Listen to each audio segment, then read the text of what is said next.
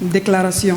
Dans le but de connaître les conditions de vie et de travail des journalistes guinéens, l'association Presse Solidaire a lancé du 31 mars au 22 avril 2022 une enquête auprès de ceux-ci.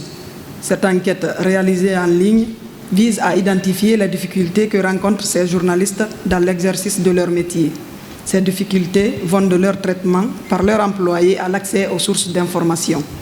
L'étude a concerné les journalistes travaillant dans les 7 régions administratives du pays et la zone spéciale de Conakry pour toutes les catégories de médias, la presse écrite, la presse en ligne, la radio et la télé. 220 journalistes ont participé à cette enquête en répondant aux questions qui leur ont été adressées en ligne. Ces questions portent, entre autres, sur le traitement salarial, équipement de travail et moyens de déplacement dont ils disposent, leur enregistrement à la Caisse nationale de sécurité sociale, l'assurance maladie ou soutien de leur rédaction en cas d'autres cas sociaux, la formation, leur difficulté d'accéder aux sources d'information.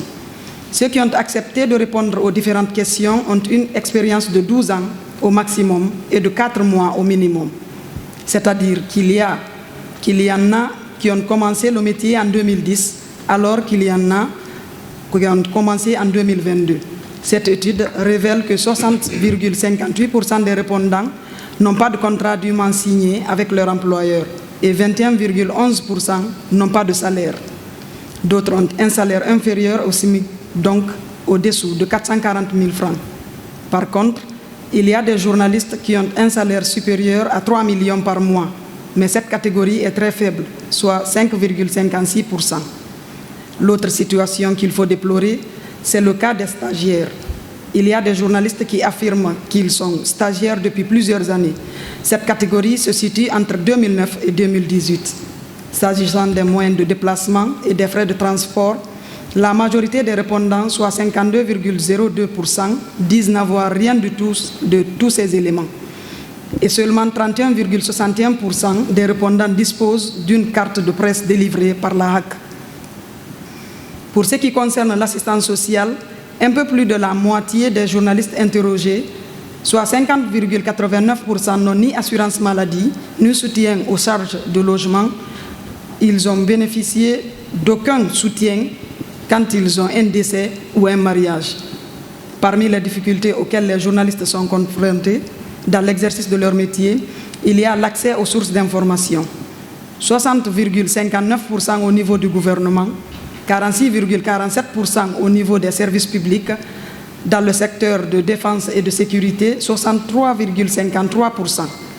Au niveau des institutions internationales, nous avons 30% et dans le secteur privé, 21,18%.